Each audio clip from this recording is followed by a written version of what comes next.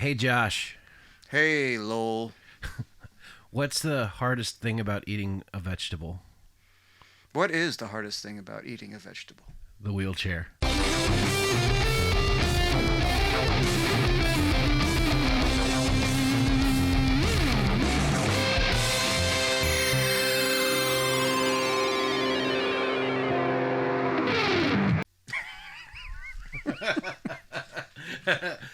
Oh, and we're off.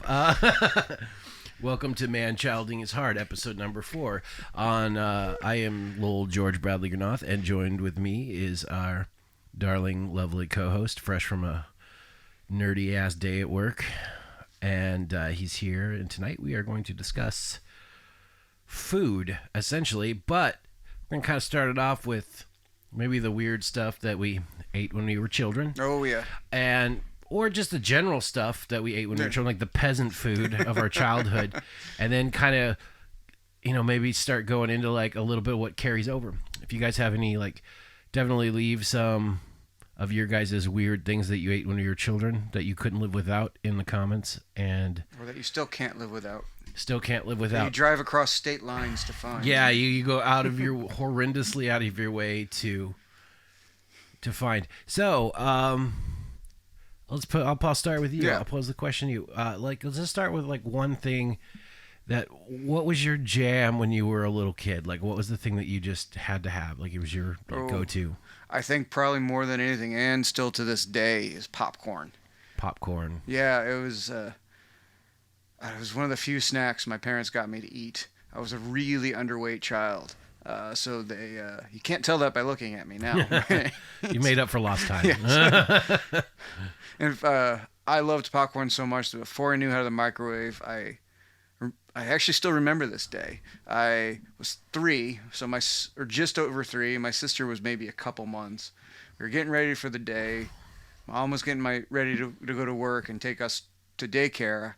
I wanted some popcorn, so I grabbed one, put it in, could barely reach the numbers. Don't remember what I set.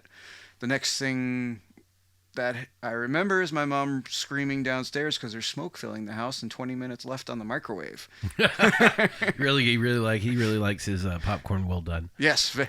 I enjoyed popcorn too. We had a popcorn maker, and I remember that my father was really into. He's kind of a bit of a cinemaphile, Mm-hmm. and so we would have movie nights where he would make popcorn. We'd go rent a video. One thing that and this is like the most, you can definitely is an indicator of my upbringing. And it's not just a food, it's just a thing. I absolutely positively love Kraft singles. You do. I do. Yeah. And I have some in my fridge right now. They'll be there till the end of time. I just, because that's what I would make grilled cheeses with when I was a kid. Because that was one of my go-to jams. Was just a grilled cheese, just straight up, nothing fancy. I could even make them myself pretty young. Mom would cook occasionally, but she was pretty busy. Dad was pretty busy too. And we grew up in the sticks, so we always called it government cheese. Like Velveeta, Oh, yeah. Kraft singles. But Kraft single grilled cheeses, still love them to this day. Though sometimes I go a little bit more fancy and put some, because we live in the land of Tillamook. So Tillamook cheese, as far as just standard cheese, is, in my opinion, about as good as it gets. Yeah, it's pretty damn good. What's something else? What's something else from your childhood that you just munched on? Well, like you, two working middle class parents. Both my parents were military officers, so you weren't exactly rolling in it. Did you eat MREs? Never had to eat an MRE, thank God. Oh, I did. I actually like MREs. They're packed with tons of nutrients. Well, my dad would always keep them because my dad's a bit of a doomsday prepper. So well, we were, given the fact that we had two working parents and 2 young kids, we had a lot of one-pot meals, a lot of casseroles, a lot of... Now, did you guys have the crock pot, or did you have We had the crock pot. We also had the casserole, many a casserole dish. And to this day, they're probably awful, but they still bring me so much joy when I think about them. And I haven't made them in a while, but something like, I think ham tetrazzini was on the side of a Campbell's cream of mushroom can, and Mom made the crap out of that, and I loved it. Chicken and dumplings. Chicken and dumplings, another one. What was it? Oh, she also made this one with olives, rice, and canned chicken. That was, again, sounds awful, but man, no, it made actually me. sounds really good. Yeah. Well, you and I like all, There's a weird. all that. Yeah. I love chicken and dumplings, and I loved my grandma's chicken and dumplings. It was kind of definitely my grandparents were definitely Depression era. Yeah. You know, they were raised in the Depression era, so there's a lot like that's when my grandfather loved Velveeta. Because that's all the cheese you could get back in the day. And so, but the cool thing is like my wife, Carlita, has mastered the dead simplest chicken and dumpling recipe I have ever like had. And it's so simple, it's quick. So you just get some chicken, whatever. Yeah. Cut it up into chunks. Boil it. I like to throw like some green onions in there. With it, and so maybe a little bit of garlic, and you can use, like, if you really want to make it fancy, you get just a can of like chicken stock and throw that in there, right? So 1 can of chicken stock, and you saute, and you can make sure that the chicken's cooked and the peppers are the onions are cooked, and some green peppers are good in there too, and the garlic, and then you could pour in a big can of just cream of chicken, just straight up Campbell's cream of chicken, right? And then you fill that can up with water and you dump that in there, and you bring that to a boil, and then all you do is you get a can of home style biscuits, and you just cut them into squares and throw it in there. Bada bing, bada boom. You got some bomb ass chicken and dumplings. One time we got the honey butter. No, it was not good. No. We got the honey butter biscuits, and it was fucking awful. But it's just it. That's one of the comfort things for me. Kraft singles. Yeah. For me though, I such a caveman, and we'd eat like beans out of cans a lot because me and my dad would camp and stuff. So I still eat. This is a carryover. I love SpaghettiOs. I love ravioli. I love canned chili. But my favorite way to eat them is I just open the can and eat them. Like, I don't cook them or anything. Like, for me, it's a simple. It's go-to. It's great. But my wife finds it strange. I like beans a lot too. Oh yeah, olives for me are probably that's her jam. Yeah, She loves like olives. all olives, all types of olives. Used to stick them on my fingers like most kids, but She has a couple of mine was bugles. Oh yeah, I love. But my fingers are too big for bugles. Either that or bugles have gotten smaller. I'm not sure which way. I think your fingers might have gotten big. Yeah, but it does seem like bugles have gotten smaller, or like the quality control's gone down, so they're not. We'll have to write the company. Yeah, we're gonna. Bugles I loved. That and anything Little Debbie was like a treat in our lunchboxes in elementary school. The Star Crunches, I think, were my favorite. I never. Mine was. I didn't really have like stuff like that in my lunch pails, but I remember at school I would get fruit snacks. Like fruit snacks are the something fruit. I love. I'd always get like fruit snacks and sandwiches and stuff. I think Shark Bites or Gushers or.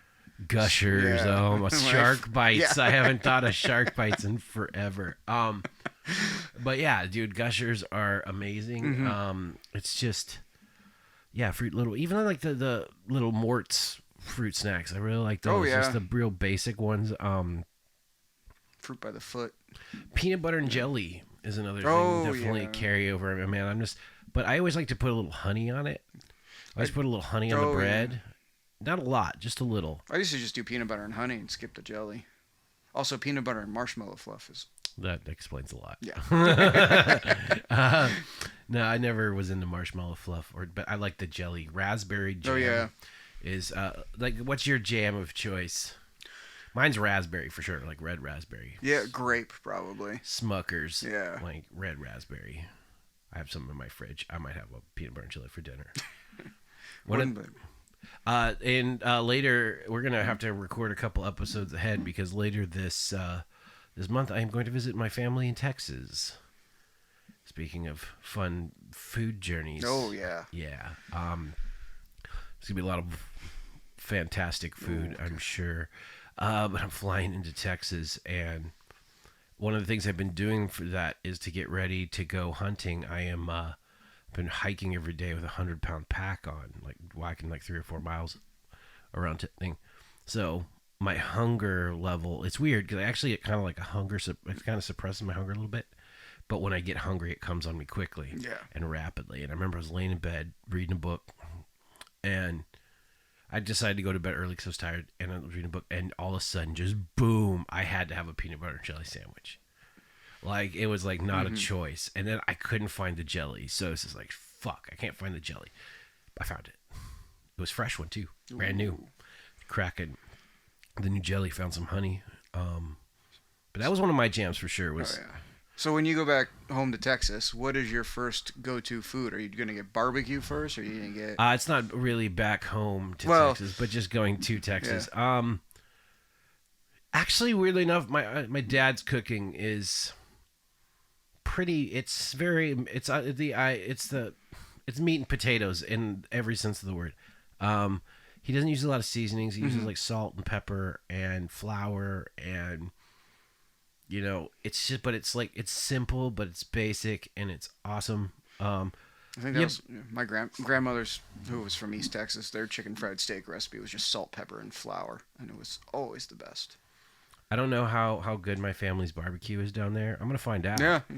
But I will judge them harshly if it is not good. Because as well, you should. Yeah. I'm like, we share blood. Yeah. You better learn to barbecue better. Because my barbecue is off the chain. Yours is really good. So it's like you better learn to barbecue better. Don't embarrass me. You're embarrassing the family name.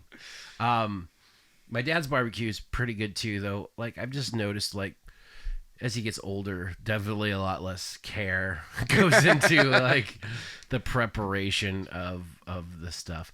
But I'm really looking forward to going and seeing him. And definitely. I need to go get my redneck out and blow some shit up. So I will be blowing things up. As well, you should. Yeah, that's what I'm doing. So, like, okay, so let's fast forward a little bit. High school. Now, I remember when I was in high school, I was kind of left to my own devices for meals most of the time. I had, and then my go-to, I would eat, because I had to eat tons of protein because I played a lot of sports. I would eat a lot of top ramen, but I'd put eggs in it. Oh, yeah, that's the key. And that's literally all I'd eat. That, rice, and, like, you know, just because I could make it quick. Well, as a quick aside, in order for my, again, being a very underweight toddler, one of the ways my mother got me to eat rice was she introduced me to butter and salt. So still to this day, it's my all-time favorite rice and or pasta topping. And nothing else just comforts me just as much. I love rice, and I would just put a pat of butter and salt in, and then, you know, heat it up till it's basically fried in it, and it makes me so happy. What kind of rice? I love all rice. I have a thing for rice. Well, what's your jam rice? It just depends what I'm making. If it's just... No, I'm just saying, like, if you're just making just rice, you're not throwing really anything into it. Because I like actually eating just plain rice. I do too, yeah. Honestly, just whatever is cheap that I find. Sometimes it's basmati, or sometimes it's the Calrose, just whatever inexpensive long grain. I'm into jasmine rice. Jasmine's very good too. Yeah, it's got like a consistency that I enjoy. Brown rice is good. I like the short grains too. I do a lot with the. We'll get to all our cooking predilections at some point, but I love short grain arborio rice or bomba rice. And just know that cooking with actual butter as opposed to margarine or canola oil or vegetable oil is actually better for you. Yeah, and it tastes damn good. It tastes way better. Yeah. I mean, there's not much you could cook in butter that you couldn't eat. Yeah. You could cook a turd in butter and it would probably be all right. It might not be great. No, but it'd be butter. You get that butter flavor. Butter flavor. So, like, rolling back to popcorn though. One of the things that I absolutely miss, and one of the things that I absolutely hate COVID-19 for, is it destroyed theaters. Yes. Man, because I love going to the theater, and I love theater popcorn. Oh, yeah. Because you just can't make it that way at home, but you can. I actually got the theater butter oil, and then bing, bang, boom. It's like theater popcorn nice. Now. But still, I miss the theater, dude. Like, yeah, it's an experience. But the thing is I think it's dead because, like, you know, the on-demand movie thing has set a precedent. They don't need theaters anymore. No. You know, I mean, people watch everything from home anyway. And, you know, with, like, you know, social distancing and all this fear and stuff. The movie theater popcorn, man. I loved it. I do too. I get a tub of it just for myself when I would just go by myself sometimes. I didn't. Me and Carly would share. I didn't go to the theater alone. It's weird. I felt it was weird to go to the theater alone. I got over it. I never had a problem finding somebody to go with me though. You know, like especially if I was springing. So high school. Yes. Top ramen and eggs. What was your like go-to when you come home from school? Like, home from school. Just taco meat. Like just taking. Something's beeping. Yes. Yeah. I'm not sure what it is. If it starts getting faster, we'll worry. That's fair. No, it's taco meat, and that continued through college. It was like my patented bachelor meal of just getting some ground beef, some taco seasoning, sautéing it up, and just eating the meat. Just dipping chips in it. Not even putting it into shells or anything. Just making it just a meat dip.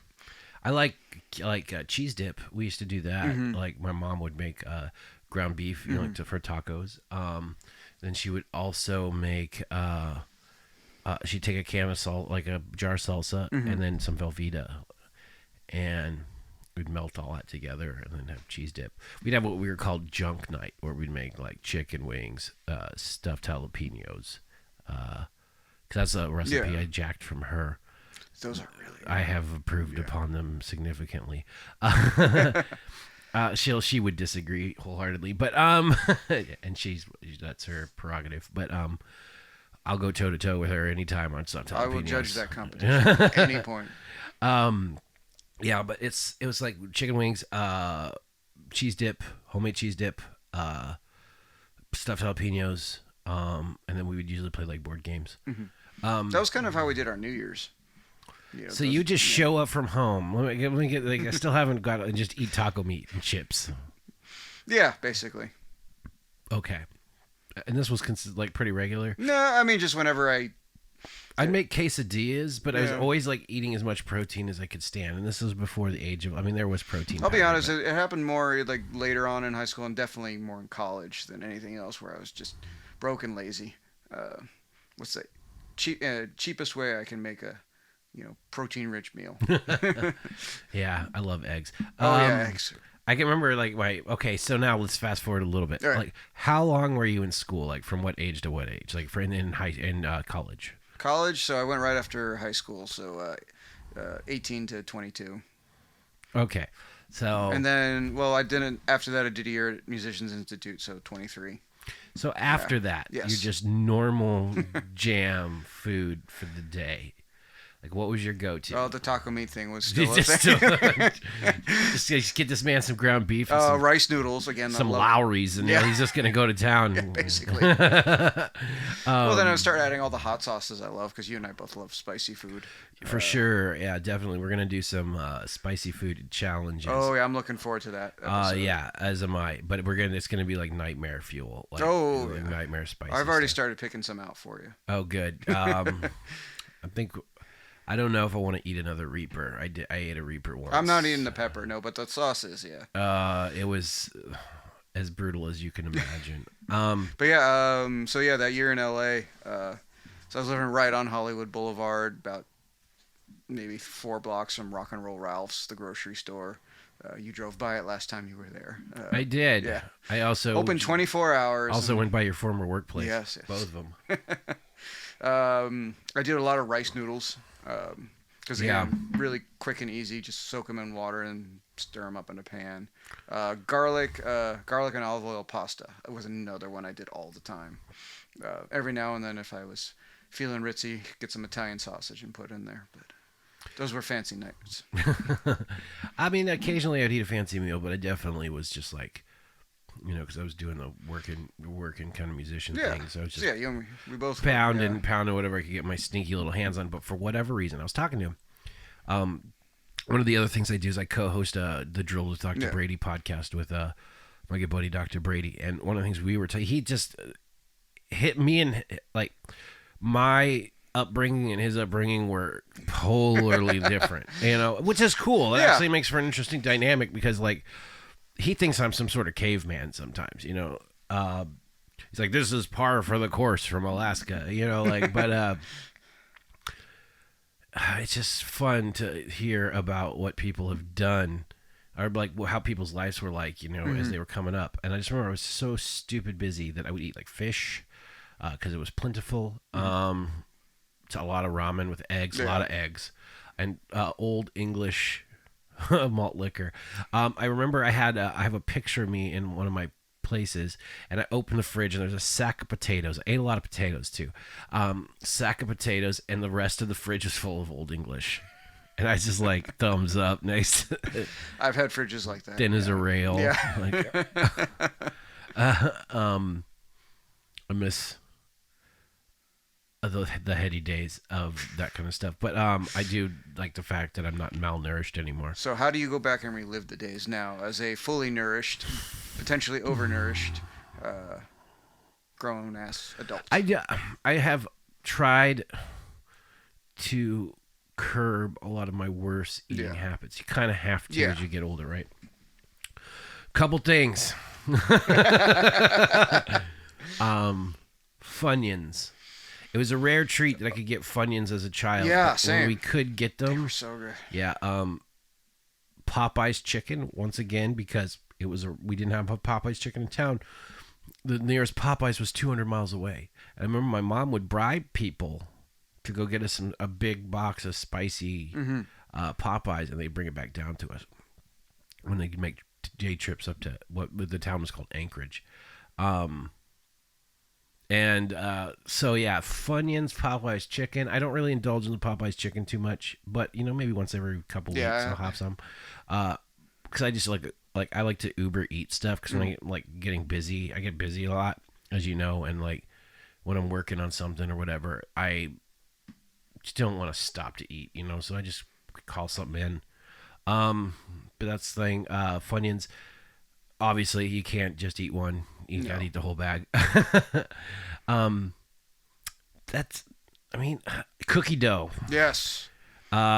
Captain Crunch berries. I can't eat that anymore. No, I can't either. But it tears my mouth to garbage. I mean, like I ate like one bowl of it, and like it doesn't tear my mouth to garbage. For me, it does. It tastes the roof of my mouth up. Other parts of me. I'll leave it at that. No, we're here to elaborate. That happened to me. Running with the devil, basically. That happened to me with Apple Jacks. Oh, yeah? I ate like 3 bowls of Apple Jacks in a row because I hadn't had them in a while. It was just like, I think I might have been, just a little bit high, but had the munchies pretty bad. So I ate 3 bowls of Jack. My bowel movement the next day was a solid fucking brick of Apple Jacks. Like it hurt. Like it did not. Oh, I believe. Yeah, it was a fight. And after that, I'm like, nope, Apple Jacks, no more. That hurts, but I can't eat Captain Crunch anymore because it literally I get like my gums around my teeth get swollen. Oh yeah, it's so sharp. I remember I had like this thing. Like me and my wife went to the store the other day, and she wanted to get Captain Crunch berries. I'm like, I put it back. I was like, I can't eat that. Like it will hurt me. And then I felt bad. I was like, I can't be that guy. So I'm like, okay, if you see me going for these, you got to like flip me some major shit. You got to like, no, you can't have them. I almost had some today. I literally, because it's kind of a long day. I didn't sleep very much last night. And I had an early morning and I had to shoot all day. And then I went and I came and visited you at your work. Went and hung out with Ross. I'll get my buddy Ross briefly. And I came home, did a little bit more work, and tried to take a nap, but I didn't want to screw up my sleeping for the rest of the night, so I just kind of canned that. So I've been kind of working on stuff, but I grabbed that box today, and I put it on the counter, and I stared at it for a moment. And as much as I wanted it, I did not want to deal with like the 3 days of unpleasant mouth. I just didn't want to deal with it, so I put it back. And had some liquid death water instead. I'm trying to save the earth, one can at a time. Well, I get it, dude. Plus, Jason Momoa had a good point, so I was like, okay, well, I'm just gonna. Fair enough. Yes. Yeah, I'll listen to him. He seems like he knows what he's talking about. With water, at least. He is Aquaman. So we are going to take a quick commercial break. Hear a word from our sponsors. It's probably me. or something goofy that I made up, and we will be right back. Welcome to the Manchilding is Hard, shameless self-promotion part of our program. Do you have lots of money and want to give it to us? Do you want to have your product advertised to tens of followers? Act now and get your very own ad placement thing in the middle of our programming. Manchilding is Hard, a podcast for the children scraping for dear life inside all of us.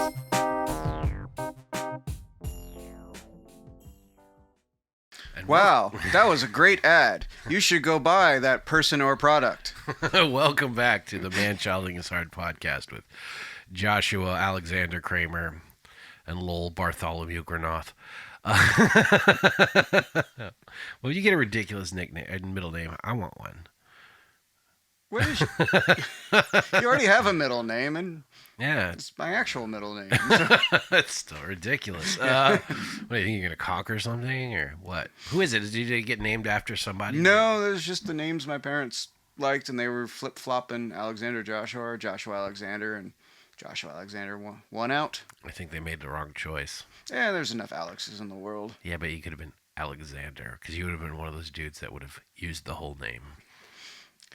Yes, because I totally use Joshua right now. Well, we've discussed our food predilections as young people. Now we're going to discuss them as old people. As refined gentlemen. Refined gentlemen of, no more trash sauce for uncultured peasants. So what is the best gummy? Favorite? Mott's. They don't make the shark ones anymore. They don't. I'm a Haribo man. Well, you can be in our wrong. So we are trucking along, and we're going to talk about... Somehow, despite our terrible, guilty, conveniences as children and, young adults, we've actually defined some pretty good culinary tastes, haven't we? Yeah. We've kind of, good food is good food. One of the things you discover as you get more money and you get older is that a lot of things can be solved with good food. Yes. I'm really into like one thing that I'm into right now is good meats. Oh, yeah. Going to get the good stuff, like a good marbled steak. Sourcing it from a good farm through someone who took care of it, I grew up with a seafood, too, so I'm a big seafood Me eater. too, yeah. But what's your jam right now? What are you doing that is, like, cooking-wise that you're just super duper into? Well, I think I mentioned this in episode 1. I know the answer to this question. Yeah. I mean, I'm just being a good host. I did another round of pancetta this week. So cured it last week, and then on Monday I had rolled it up, tied it, trussed it, and got it all drying out in the fridge. So that's getting ready. But yeah, I've always wanted to. I've been fascinated by cured meats forever, and God knows bacon is the greatest meat in the world. So I've been diving in, learning how to do that and perfect that, and just basically refine. Every round trying something new to refine the recipe. And I think I've got my pancetta dialed in. Nice. So we'll find out if this is the first time I'm actually repeating the recipe. So we'll find out if it is truly. I'm a jerky man. Oh yeah. As far as cured meats, I was like brought up on jerky. Actually, I totally grazed over like one of my favorite treats as a child. We would make like I said, my dad's very simple, simplistic food, hearty food. Mm-hmm. Of course, he's a very hearty guy, so I mean it makes sense. But he made jerky all the time because we get moose all the time, and we just turn it into gigantic freezer bags full of. We had a vacuum sealer, and we vacuum seal the bags and throw them in the freezer. So we just had jerky all the time. But I'd eat moose jerky. Yeah, my grandfather used to do that with deer. Pilot bread. Yeah. Oh yeah. I really like pilot bread, especially a little peanut butter on it. I can live off that. We called it hardtack. Oh, I know hardtack. Yeah, because we carried in our saddlebags. Yeah. Because cowboy kid. But yeah, cooking has always been one of my favorite creative outlets. My parents were both of the mindset that everybody needs to know how to cook. It's not a thing, it's just a survival skill. So they always encouraged us, and I kind of really took a liking to it. So I always love experimenting and trying and, researching the recipes, figuring out how how to do things. I've been on a. I'm so much more of a cowboy when it comes to cooking. Yeah, I love the science of it. I like to shoot from the hip, as I do with life. I just like quick draw McGraw over here with the quick shots. But I will go into what I call R&D phases, where I will just keep making the same thing over and over, and just keep in mental track of like, oh, I didn't like that time, so I'm gonna try it this way. I did it with stir fries, so the stir fries bomb. One of the things, stir fries lately. One of my tasty treats that I'm well known for is the stuffed jalapenos. Those are just absolutely fun. And there's actually a show on YouTube that's kind of got me a little bit more into cooking. Oh, which one? It's called Nat's What I Reckon. And it's this Australian death metal kid that makes food. He calls everyone champions, and he likes really good food, and he just is very enthusiastic about it, and he hates canned food. He's pretty funny, so I've been watching his channel. It's actually pretty cool. He just won some Australian book competition for his cookbook. I voted for it. Like, I like this guy enough that I actually I saw it on Facebook, and I went, okay, I'm gonna go find this. I'm gonna do what I gotta do to vote for this kid, because his channel's awesome. His food, it looks really good, and I like to cook too. But the stuffed jalapenos were a lifelong process of slowly but surely. And the secret ingredient, really, there's not much to them, but just time? The love. Yeah. It's a lot of love and care in the preparation. Like, you could just wax through it and not, mush the chicken. But I pulverize the chicken. I boil it for an inordinate long time, and then I mush the ever-loving crap out of it. And that's just the way it is, it's just the way I do. But what do you like? I know you've been doing bacon. Oh yeah, the bacon, pancetta, and then you and I both have a big passion for smoking. Yeah, well, mainly it's for jerky and steaks and ribs. Rare ribs. I do brisket and the bacon and pulled pork a lot. They're probably my usual go-tos. I've been wanting to do beef cheek lately though. Beef cheek is delicious. I've Actually, had it. Weirdly enough, on the podcast with Brady this week, we talked about beef cheek. Oh yeah. Yeah. Brady has traveled some, and so have I, and so we were talking about just the weird stuff. Oh yeah. Because there's very little in this world that I won't eat. I was always brought up that you never turn down a free meal. Yeah. So I will try anything you put in front of me, save two things. Two things I will not eat. One, Brussels sprouts. 2, peas. Green, just those mushy peas. Yeah, mushy peas. I like there's other kind of peas I like, but not the canned mush peas. So if you were in Thailand and somebody put a fried spider in front of you and a Brussels sprout in front of you, I eat fried spider. Yeah. I'd throw the Brussels sprout at them. That sounds about right. On fire. Go and get. No, I don't like Brussels sprouts. I just never have. And people are like, oh, they get better with age. No, they don't. Yeah, they did for me, but which brings up another time. So, what's something you hated as a kid you love now? Oh, that's a really good. With beans. Yeah. I did not care for beans when I was a child. As I got older, I liked them more. I don't know. Maybe it was a texture thing. Mm-hmm. Kind of what I'm thinking it was a texture thing. But broccoli, didn't really like broccoli. I like it now. I don't like it boiled though. No. I don't like anything. I really don't like things that are just boiled to mush. Unless it's chili or something that's supposed to be boiled to mush. Yeah. One of the things I've gotten really good at cooking is definitely we don't gussy it up. Mm-hmm. But we just call it chicken and rice. Making chicken and rice, red beans and rice. Yeah. I can make a pretty mean gumbo. Yes. My wife can make a ridiculous etouffee, which is the crowning of Cajun food. Mm-hmm. Etouffee is the top tier stew. It's a seafood stew of unmitigated, unrelenting quality. It's very difficult to make. Yeah, I've had it. Which reminds me, I've been meaning to talk to you about that, considering we're a couple months away, or not too far away from Mardi Gras, Fat Tuesday. Oh yeah. So maybe we should do a trade. I gotta go confession on Wednesday. I'm a good Catholic. I go on Ash Wednesday and Easter. Just in case. Yeah, I'm a terrible Jew. I make bacon. Yeah, that's not good. What do they call that? Not kosher. Well, not kosher, but not an infidel. No. Oh. A disappointment to your mother? Fair. I don't know. Did I meet your mom? I thought I met You your met my mom, I yeah. met your mom. Well, my mom was born a Shiksa and converted to Judaism. So that's where that Irish, southern, East Texas side of me comes from. And then my dad is, Yeah, he's probably pretty very Jewish. Yeah. Does he like wear all the traditional No, stuff? God, no. Okay, so culturally, not religiously. Okay, so he's like American, basically. He's from upstate New York, from Jewish immigrants. A just slightly Jewish-looking American. Very Jewish-looking American. Yeah, we're all just Americans, people. Yeah.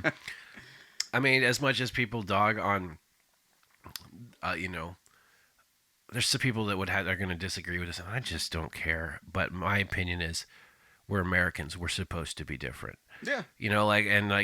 Obviously there's extremes that we shouldn't tolerate, but we're Americans. We're all going to be a little different. I love the melting pot. I love the cultural, too, especially the food that came out of it. I love the cultural melting pot of it all. Rock and roll, Cajun food. It's all just a big meld of pizza, as we yeah. know it anyway. Spaghetti and meatballs. The hamburger with donuts for buns. Oh, the Luther, the Vandross. Have you ever had one of those? No. Everyone. Yeah. If your heart can take it, you should go and try a hamburger. I don't know where you get one. I know they're in Illinois. There's something with a Illinois, Krispy Kreme bun. A Krispy Kreme donut bun. Just try it once. You might love it. You might hate it. You're definitely going to go into insulin shock. I think the worst thing I ever had health-wise was some tempura bacon. And oh my God, it was. I've had chocolate-covered bacon. It was ridiculous. Oh, I've had brown sugar. It was one of my mother's favorite recipes. Brown sugar cayenne on the bacon, and then cook it. It comes out like meat candy. But yeah, tempura bacon, deep fried. Oh my God, it was so good and so unhealthy, but. It's up there for a last meal. I really, really like sushi too. Oh, I guess that's something that I wasn't too keen on as a child that I really like now. I was never exposed to it as a child. I was kind of exposed to it. One of the things that, once again, me and my dad would go have Chinese food every once in a while. We'd go get what's called a bobo plate. Yeah. Or a poo-poo platter. Oh, yeah, I remember the poo-poo platter. We get the little thing that we can heat the little pork up. Yeah. It's something we'd always get. And it was cool because it was just like this little round table of food, and we just basically shoot the shit and just hang out, and. Yeah, I remember that. It was one of my favorite things to order. One time I ordered it just for myself as a precocious little. Okay, I got another question. Yeah. I got another thing. We've talked about the bacon. We've talked about my barbecue. We've talked about peppers. We've talked about cured meats. What is something that you do? That you go out of your way to eat now? Like what's something, or actually, never mind. Screw that. We kind of answered that question. A hometown. Is there a restaurant in your hometown that you miss? There's one in particular for me that I crave and I miss. Oh, there's a few things. I moved to my dad was career Navy. He was a naval officer, so I never really felt like I have a hometown because I was always moving. But if there's any place I consider my hometown, it's Chicago. And I miss the Italian beefs. I miss the sausages. But there is this little Mexican hole in the wall by my parents' place that, despite the fact that I've been all over this country, lived 10 years in the Southwest, including college in Arizona, it's still my all-time favorite Mexican food. Homemade chorizo. They have the al pastor on the spit. With the pineapple and the fat just dripping down into it. Oh. Any food on a stick, I'm in. Yeah. Except for Brussels sprouts.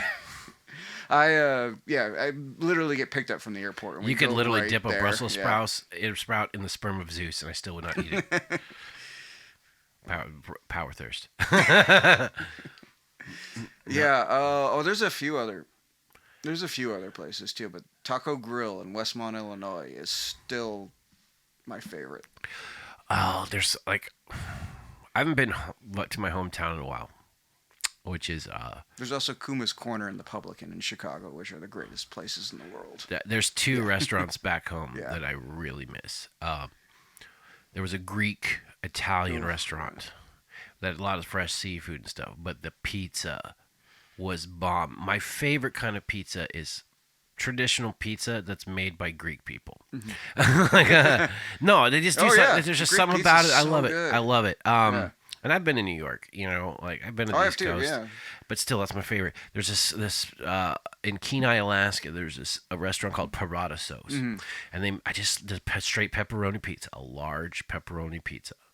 I crave it, and literally, I'm flying back to back home for my 20-year high school reunion. Yeah, right. We're talking about it. We got this Facebook group. Probably gonna do it in July. 2 more years on mine. Probably gonna go to July. And I'm going to go do that. But the first thing I'm going to do is I'm going to get off the plane. And Pradasos is right by the airport. I'm going to rent a car. And I'm going to drive right there. And I'm going to eat an entire large pizza all to myself. There was also another dude that had a restaurant called Jersey Subs. Guy from Jersey, right? Their slogan, I used to have one of their bumper stickers, was 12 inches of pure satisfaction. And then they changed it to 10 to 12 inches of pure satisfaction. I'm like, you guys are pussies, man. Like, you gotta own that. If you just own it, people would be cool with it. You'd be surprised. Life taught me anything. You can get away with saying some really heinous shit if you just own it. Like, you really own it, and you fearlessly throw it out there. There obviously too that take this with a grain of salt, because you gotta. There's a line for the heinous stuff. But, like the jokes I tell in the beginning of our episodes, I usually get away with them because I'm just that kind of dude that gets away with everything. But they had a sandwich, which was a very Italian sandwich, very Jersey sandwich, but multiple kinds of meat wrapped up into a sandwich with, like, some slaw and stuff like that, and it was called a Bazio. Oh, man, I like this. It's got, like, pepperoncinis in it, and I just crave it.